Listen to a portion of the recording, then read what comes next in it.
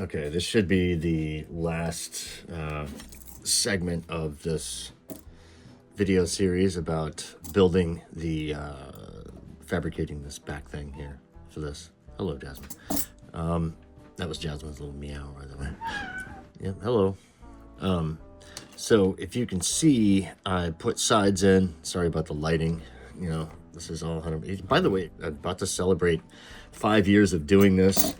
With almost 3,000 subscribers, it sort of makes me wonder what's happened, because something has definitely gone on within the last few months with YouTube, my channel. I see it with other channels too, like running videos are not getting anywhere close to the airtime that they once did. So at any rate, I think if you saw in the last clip, I had put the thing on and realized that I couldn't open it. I had sort of kind of forgotten about some of the cutouts that I needed to provide for. So if you can actually not even see with that, but yeah, you can probably see that okay now.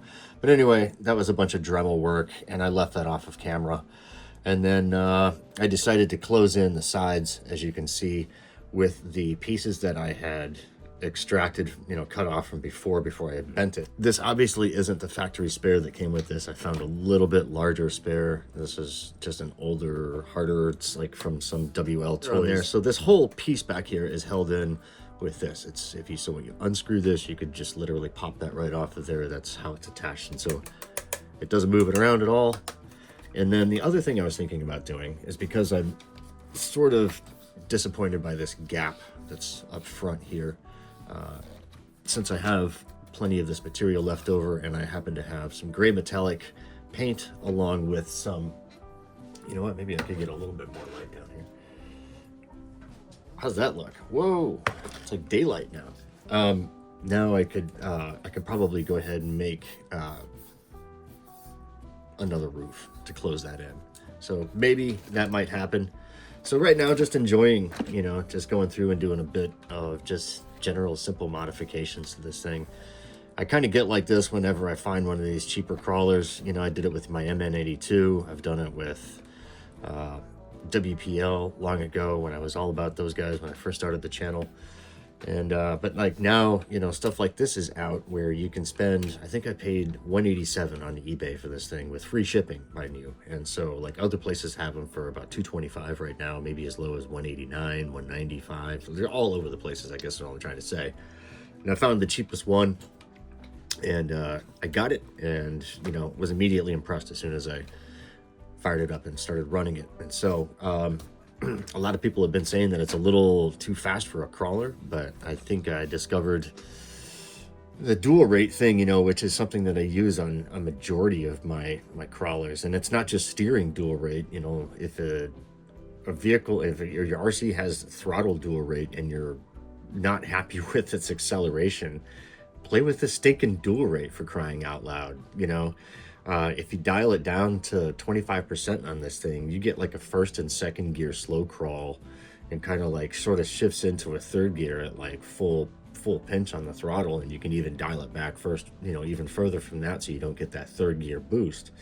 But you can make this thing just cruise, you know, just absolutely crawl right along, just like any like Fury Tech in a 24 scale would. And it's all just a matter of like your attenuation and adjusting the controls. You know, if you bust out the weed whacker and you pull start the damn thing and you're just going to go full throttle at everything you touch, not only are you just going to blast shit everywhere, it's going to be like one of the most like just awful experiences you could ever possibly have in the world of weed whacking. But if you kind of know how to run a throttle, or just simply know how to attenuate, or just get like that thing just going at that optimal speed where it's really truly just running, then you're going to have a much better experience. And the same thing goes with these. I mean, I've heard so many complaints about some of these things, and I'm like, you know, there is a button on here, a knob, that if you dial this stinking thing back a little bit, you might actually get a little bit more performance out of your RC. And so, you know, it's just a matter of what, hey, we don't need to read instructions. We don't need to be told how to do anything. We don't need to learn anything. We already know it all. So, nevertheless, I've, like I said, found that this thing is just a beast. You know, I think it's a really cool little rig. And so if you're still here watching after that little rant, yeah, sign up for more. So what else is going on with this thing? Not much. I really do like the wheels and tires. I think I've already shouted out too from Matt at 2FMRC. I think I watched one of his review videos and he threw a set of these 1.7s on. And so I've done a tire foam mod video for this thing so far. I did a latch sort of modification, just chopping the tops of them off so they didn't look quite so goofy and stick up over the hood line quite so much. Talked a little bit about this being an old RC winch from long ago in the WPL days. What else is going on here? This is Green Lantern, whom I bought at, oh shoot, where did I buy him? I don't even remember. Walmart. He came from Walmart. And of course I had to chop a bunch of the body off to fit him down in there. You can't really see it in the light there, but he has no legs, no torso pretty much. But needless to say, you can't really tell what's going on there, and you wouldn't have known unless I told you. So I think proportion-wise, scale-wise, he seems to fit much better than some of the other characters that I've seen sitting in the driver's seat so far. So if you want something that's like pretty much optimal right size, look for him. Anything from the new Superman movie, I think, is going to be kind of right in the scale size that you want. Oh, this stuff. You're probably wondering what this stuff is. Yeah, but love the mess, by the way. Some of the tools I've used here, like all the scrap metal, the file, the tape. Oh, by the way, you might think, I'll get to this in a second, you might think that these are bent up from there. I think if you catch earlier on, I said that I used the pieces that I had trimmed off. They're attached on the backside with tape, and they're not going anywhere. They seem to be nice and solid. I might find some way to more permanently attach them at some point in time, but if you wouldn't have been told, you would have never known.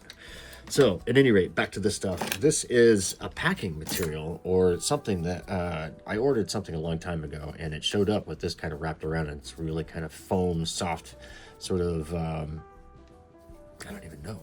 Like you'd put it in drawers underneath something, or to like on shelves to keep things from sliding around, or anything like that. But anyway, it came in a fairly good size flat piece roll. And my thought was, and I'm not sure I'm going to do it or not, but obviously you've seen netting across the backs of some Jeeps. And so I was thinking about getting, you know, some spray painting this black, and then obviously cutting a more appropriate piece, but wrapping, netting the back end just to hide the ESC box. Unfortunately, what that would do would kind of hide some of the work that I've put in on this and kind of make it a little bit more distracting. But maybe with it black, you know, it might not look quite as obtrusive. So possible project there. Like I said, just going to spray paint it with flat black. My concern is the black isn't going to stick to this rubber very well. And who knows, maybe something might happen to it. But my thought would be, once I get that piece cut, that I might use something like this twine right here to probably wrap the posts and everything to kind of look somewhat authentic, real, whatever. I don't know. Anyway, that's me rambling. This is really turning into a long video, so if you're still on this one, thanks much for watching. I realized this one kind of was long, obviously, because there's a little bit of fabrication involved. I kind of wanted to explain a little bit about, you know, how I did what I did, or at least show you. So tools used were pretty much files. This chainsaw file was really helpful in getting some of the round holes to fit around the stuff on there. That was really good for making sure that was just easy to file with a round file. Just if you don't have any round files, get some round files. Tweezers just for some tape placement, tape. What else? If you know, marking tools, obviously, caliper for measuring, tin snips for all of your tin. This stuff is really, really cool to work with for RC parts. I particularly like it a lot. There's a lot you can do with it. So anyway, that's about that. Oh, another note on cutting some of this stuff. I kind of discovered this time around too, that if you trace your line and you put, I use a metal ruler, not a plastic one, but a metal ruler, and you place your metal ruler over the top of that, and you score this with it near the edge of your metal ruler, and then you just take a pair of flat nose pliers like so, like these guys right here, and you work that back and forth. That basically snaps off and just separates as easy as can be. So like basically I would have made a cut like this, you know, all along that edge, work it back and forth, and it just pops right in half. And it's usually about 3 scores with a fresh razor blade.